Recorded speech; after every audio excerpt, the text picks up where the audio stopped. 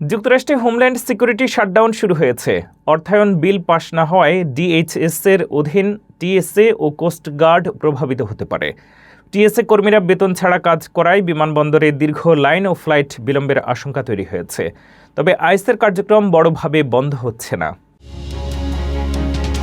যুক্তরাষ্ট্রের department of homeland security বা DHS এর আংশিক শাটডাউন শুরু হয়েছে। কংগ্রেস অর্থায়ন বিল পাশ করতে ব্যর্থ হওয়ায় শনিবার মধ্যরাত থেকে এই অচলাবস্থা কার্যকর হয়। ভ্রমণ সংস্থা ও এয়ারলাইন গ্রুপগুলো সতর্ক করে বলেছে, এর ফলে বিমানবন্দরে দীর্ঘ অপেক্ষা ও ফ্লাইট বিলম্ব দেখা দিতে পারে, কারণ ট্রান্সপোর্টেশন সিকিউরিটি অ্যাডমিনিস্ট্রেশন বা টিএসএ কর্মীরা বেতন ছাড়া কাজ করতে বাধ্য হতে পারেন। এতে অনির্ধারিত অনুপস্থিতির ঝুঁকি বাড়বে।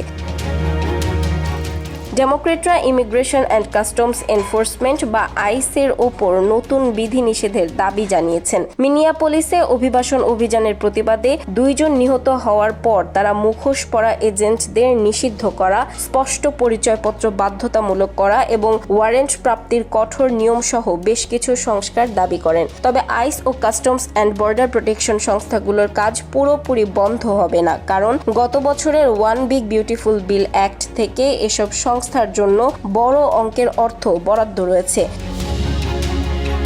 এদিকে কোস্টগার্ডের প্রায় 56,000 কর্মী বেতনহীন হতে পারেন বলে জানানো হয়েছে। যদিও ফেডারেল এভিয়েশন অ্যাডমিনিস্ট্রেশন ইতোমধ্যে অর্থায়ন পেয়েছে, ফলে আকাশপথ নিয়ন্ত্রণ স্বাভাবিক থাকবে। শাটডাউন দীর্ঘায়িত হলে ভ্রমণ খাতে আবারও বিশৃঙ্খলা দেখা দিতে পারে, যেমনটি গত বছরের 43 দিনের অচলাবস্থায় হয়েছিল।